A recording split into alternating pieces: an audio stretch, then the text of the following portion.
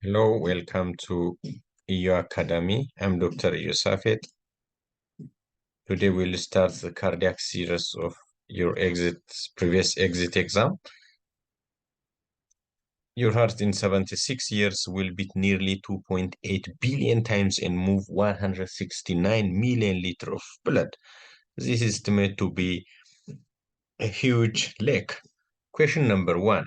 A 29 years old woman come to OPD with a shortness of breath and body swelling of 3 weeks duration. On physical examination, she has raised GVP, jugular venous pressure, and accentuated or louder P2.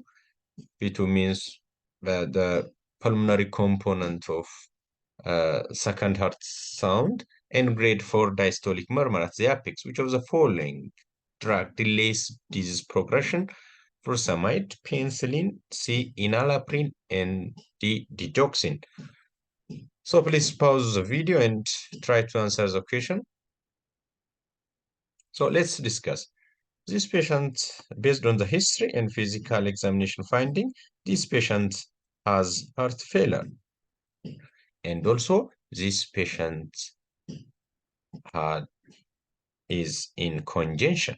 So why do we say she is in congestion? Because in history, we do have a shortness of breath, which we call it dyspnea, and also body swelling, most probably due to excessive fluid accumulation to the peripheral tissue, being in the extremities, or it may be generalized body swelling, which we call it anacerca, when it is due to excessive accumulation of peripheral fluid in the peripheral tissue. So those two findings is suggestive of that the patient is in a congestion. One thing I should have to tell you is that why, how do you differentiate the dyspnea or shortness of breath that is caused by the pulmonary and uh, cardiac? So how do we differentiate that the dyspnea or shortness of breath is from pulmonary and or from the cardiac? Anyone? Which puts it in the comment section. So I will tell you. So if the origin of the dyspnea is from the pulmonary, it will improve for oxygen therapy, because the problem of this dyspnea in pulmonary causes that inability to get enough oxygen. The blood doesn't get enough oxygen, so that it causes dyspnea. And if you give oxygen, it will respond for the oxygen. When you come to the cardiac, the problem is not about oxygen, so it will not improve for oxygen, because the problem is in cardiac cause of dyspnea, the problem is inability to pump blood. So it's not the problem of oxygen. So you can't differentiate by that mechanism. So there is GVP. And I want to ask you, and you will put me, in the comment section that the GVP, jugular venous pressure, which is indirect assessment of central venous pressure, which vein do we usually look? Is it extra jugular vein or internal jugular vein? Do you look during the assessment of GVP? Please put it in comment section and I will replay the answer. So this patient is in congestion due to the two reasons. And it is very important that you should have to differentiate heart failure patient, whether they are in a congestive state or not, because the congestive state may need immediate treatment to relieve from the congestion. So in the principle of heart failure management, there is a drugs would delays the disease progression. That means those drugs delays the left ventricular remodeling. By doing so, they will improve survival, increase the prognosis, makes better, and decrease morbidity and mortality. So, which drug did that? Do that? So, we will discuss the pathogenesis of heart failure in order to answer this question simply. Let's go. So, heart failure is a complex clinical syndrome caused by structural or functional impairment of ventricular filling and or ejection of blood. The problem may be structural problem like valvular lesion or left ventricular hypertrophy that may be caused by a long-standing hypertension, or it may be only functional. For example, if you take uh, anemia, thyrotoxicosis, those causes heart failure, but the structure of the heart is normal. So, pathogenesis of heart failure. Heart failure is a progressive disorder that is initiated after an index event, sudden, or incidence, or gradual, from damage the heart muscle with resulting loss of functioning cardiac myocyte, or disrupts the ability of the myocardium to generate force, thereby preventing the heart from contracting normally. Regardless of the nature of the inciting, all produce a decline in pumping capacity of the heart. So, a decline in pumping activity of the heart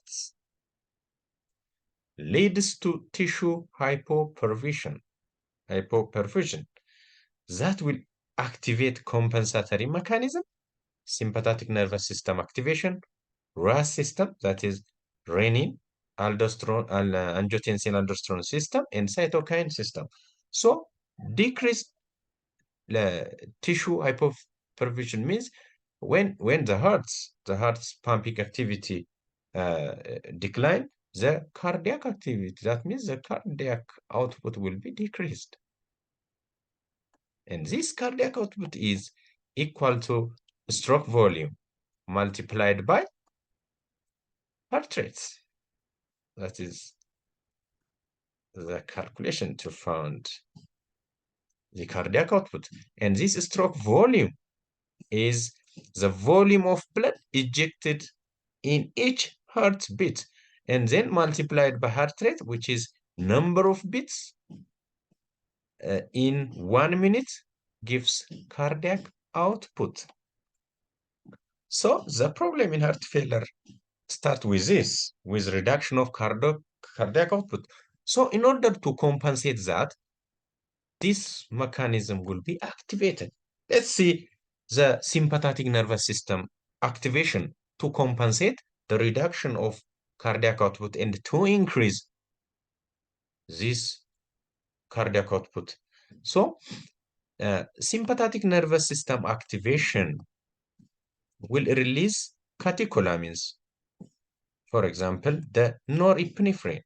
So, release of this norepinephrine will result in increased cardiac, contractility, increase the contractility, or also increase the heart rate, and increase the heart rate, and also increase the peripheral vasoconstriction. So by doing this, it will increase the cardiac output. That is to compensate.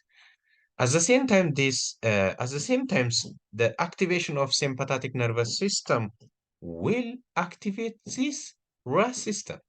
Will activate the RAS system, and the RAS system, which we call it renin angiotensin aldosterone system, activated, one by the sympathetic nervous system stimulation, the other is by the hypoperfusion of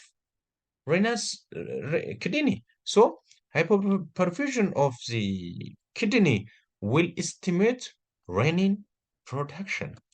And this renin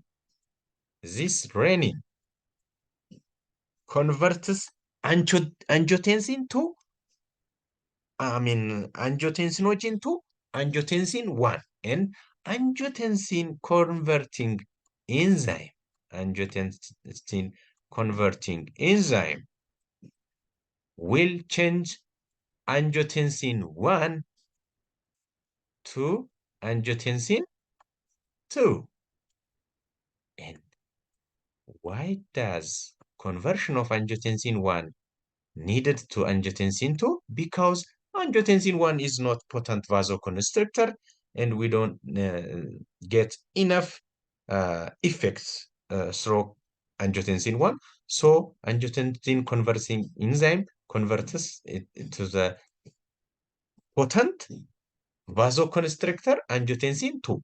So angiotensin 2 is a potent vasoconstrictor and also it increases blood pressure, increase the blood pressure.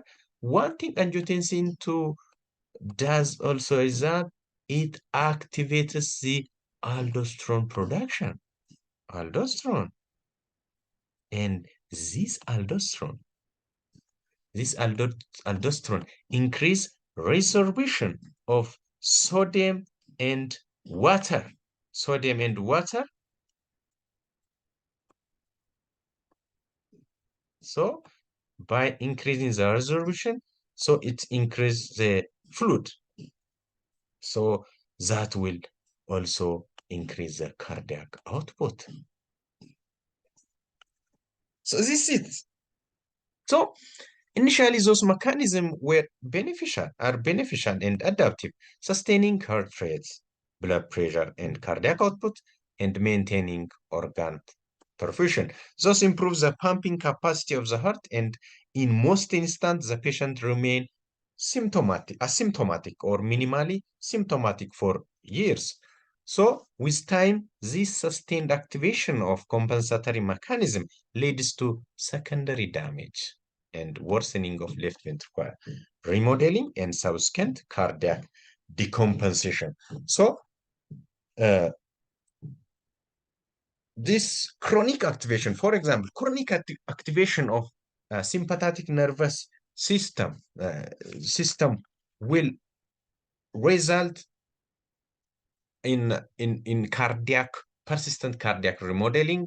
So this central sympathetic nervous system activation will result in intracranial calcium level and which result activated signal pathways that promote cardiomyocyte hypertrophy, and that will lead to cardiac fibrosis and alteration in extracellular matrix, and that will result in cardiac fibrosis. So once it was beneficial and adaptive, but finally they will result in worsening of cardiac remodeling and subsequent decompensation of heart failure.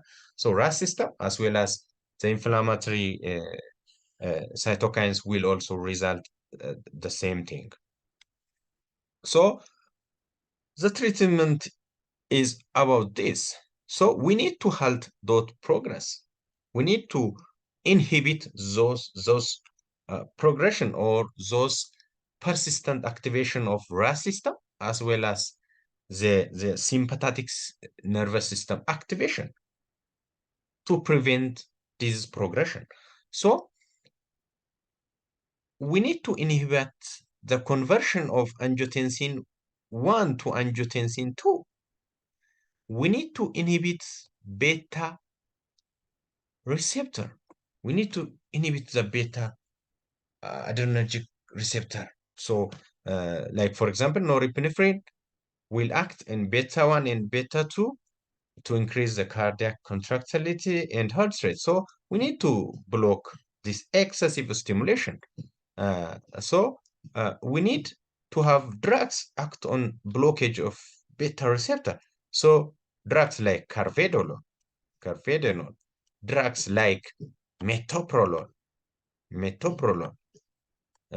will act on those receptor and block the so they are called beta blockers. So we need this drug. So they delay disease progression. The other drugs is those will inhibit angiotensin converting enzyme. So those drugs are AC inhibitors, and common example is enalapril. One is enalapril. The second is captopril. Captopril. There is also another in lisinopril. Lisinopril. So those drugs will inhibit disease progression.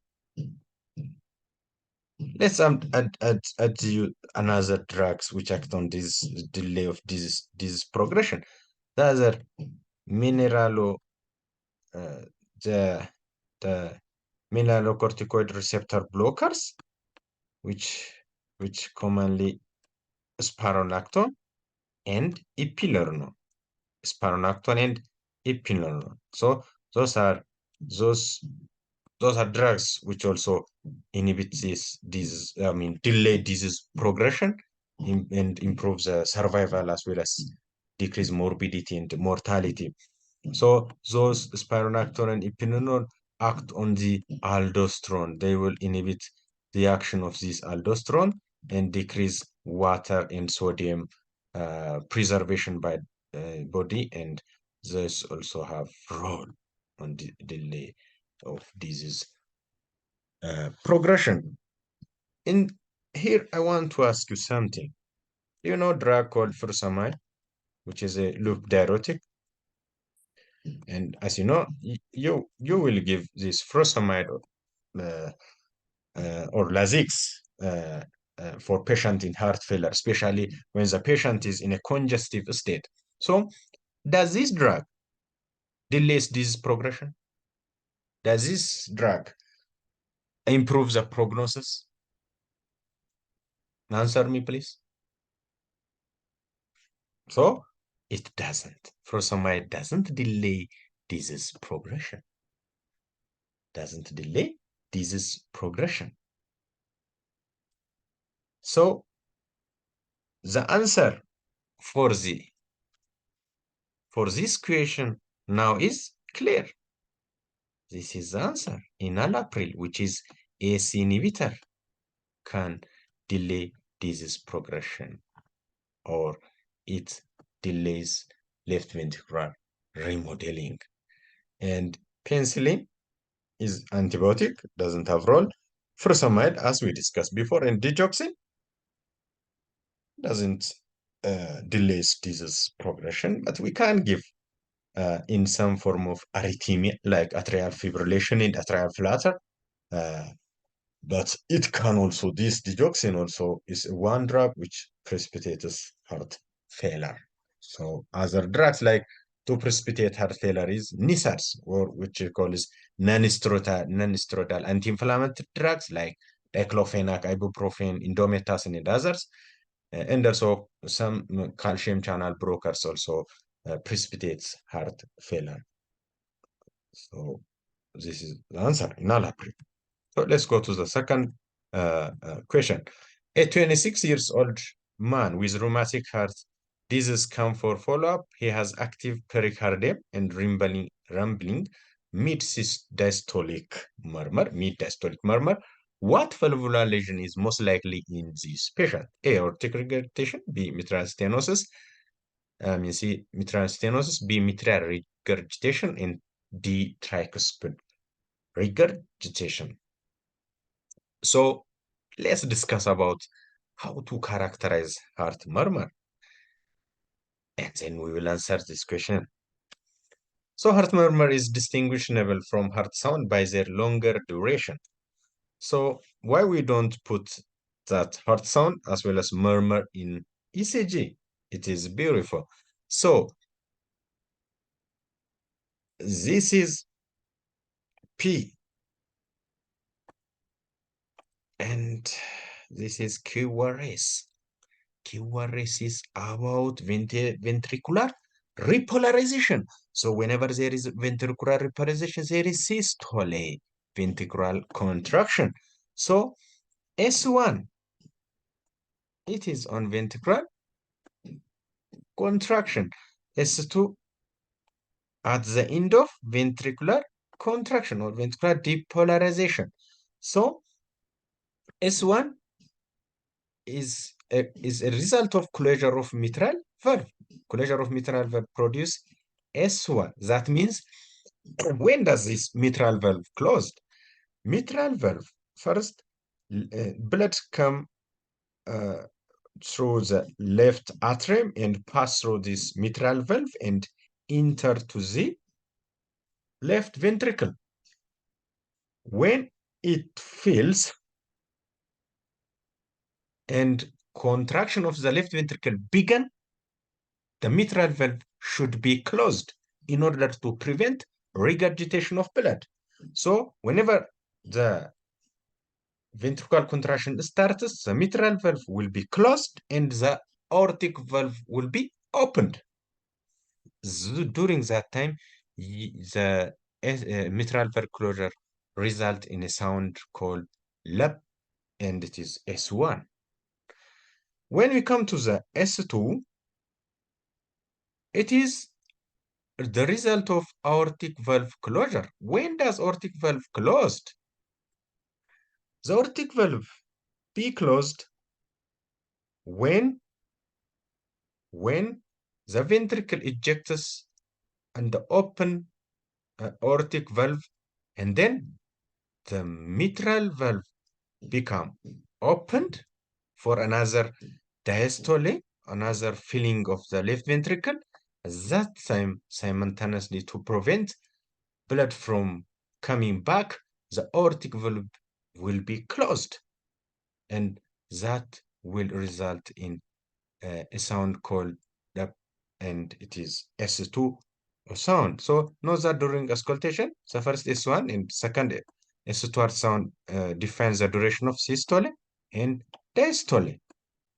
So let's go.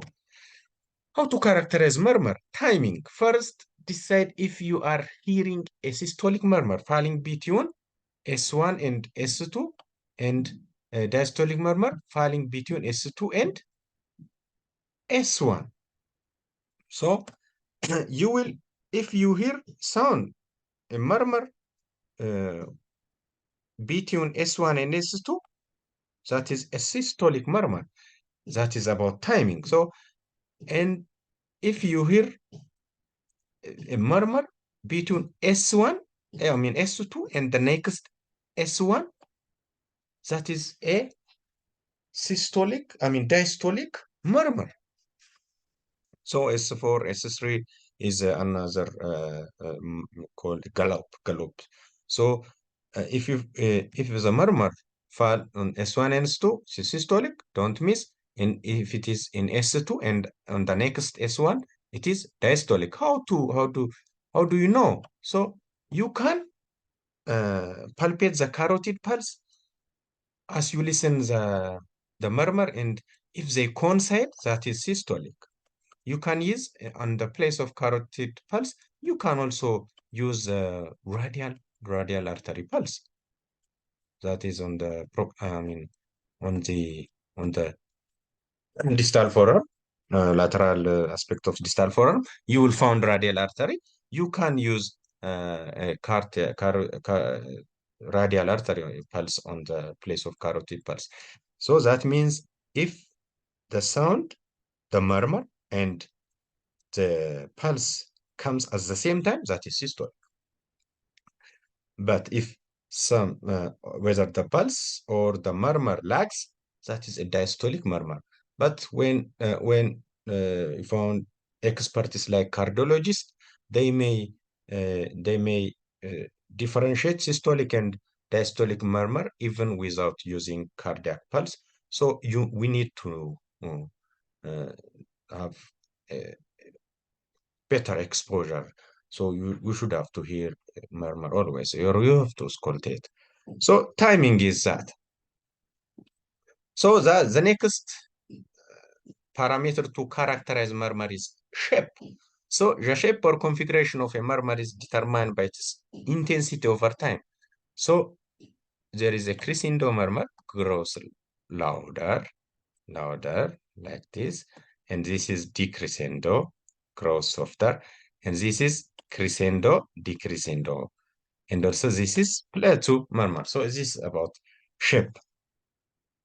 For example, let's say this murmur is between S1 and S2. This is a systolic murmur. This is between S2 and S1. This is a diastolic murmur. That's about timing.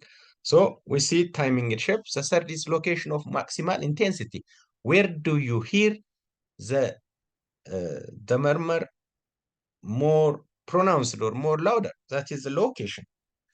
And where do, after hearing the maximum sound, where does it radiate? That is radiation. The location of the maximum intensity, then radiation or transmission of point of maximum intensity, and the fifth is quality, whether it's blowing, rumbling, harsh, or a musical sound. As there is about pitch. The pitch may be high, low, or medium. And other murmur and heart sound too, we can characterize with including variation with respiration. For example, lesion in the heart, in the right side, will increase with inspiration. For example, tricuspid regurgitation, murmur of tricuspid regurgitation, TR, will increase when you ask the patient to inhale.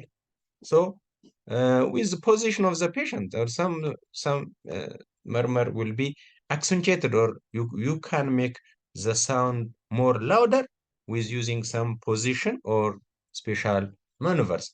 The last is the intensity. The intensity. The seventh is the intensity. So, okay. For example, uh, if we take this area, you can hear AS, which is aortic stenosis, is best heard.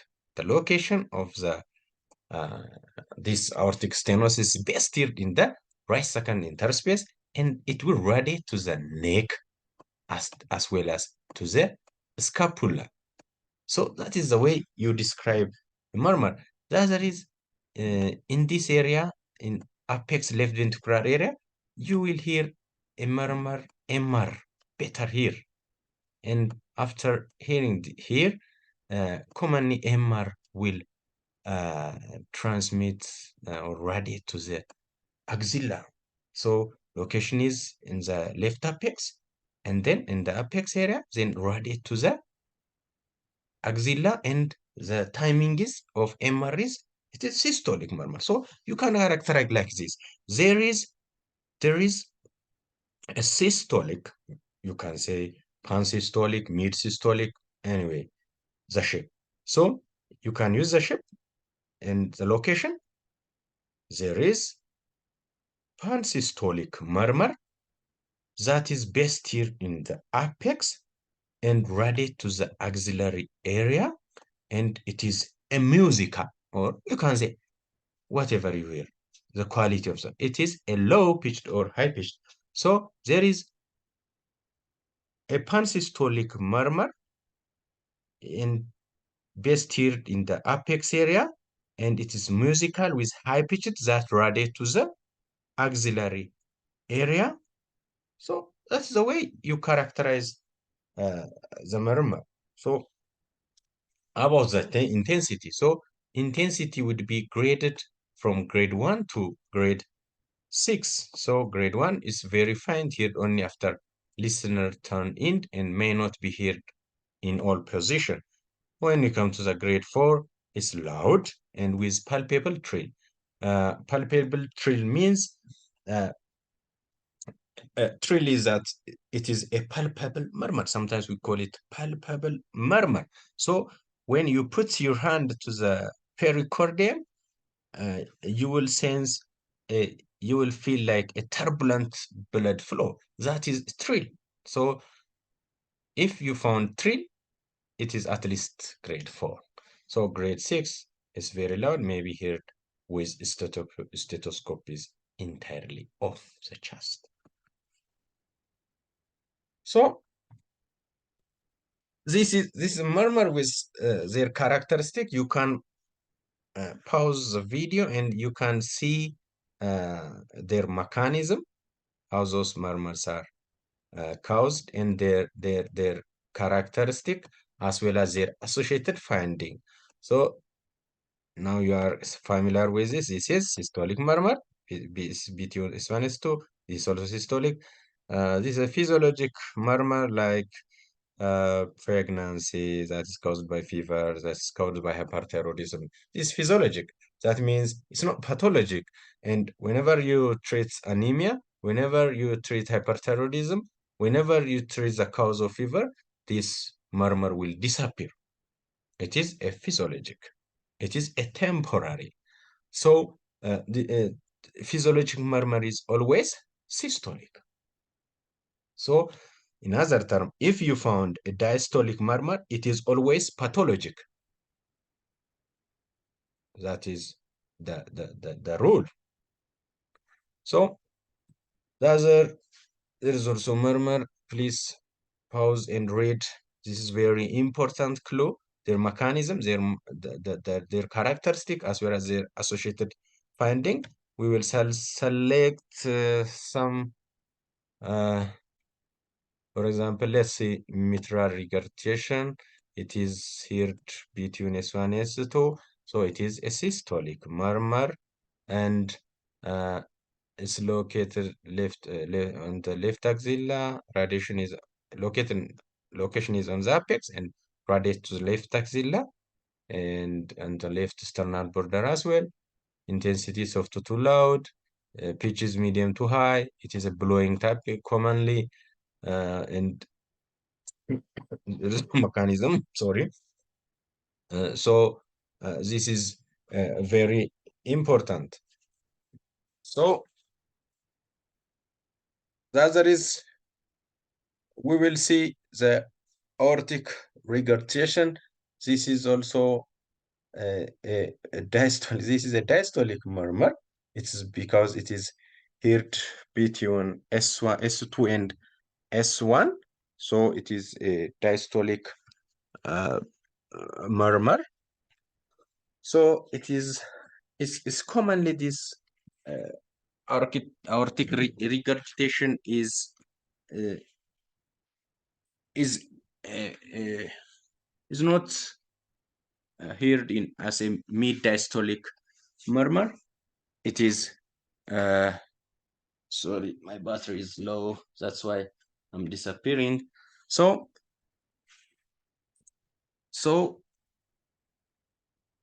it's not mid-diastolic murmur. So when we come to the MS, which is called mitral stenosis, sorry, mitral stenosis. So it's a mid-diastolic murmur, and it's also a diastolic. As you see, it is a diastolic murmur. It is here based in, I mean, it is here between S2 and S1, and so it is a mid-diastolic murmur. So please read this by pausing. You can see mechanism, murmur characteristic, as well as associated finding with those murmurs. So there is also murmurs which fall on both systolic and diastolic range. So those are three, and they are pericardial friction rub, patent ductus arteriosus, which goes PD, and venous.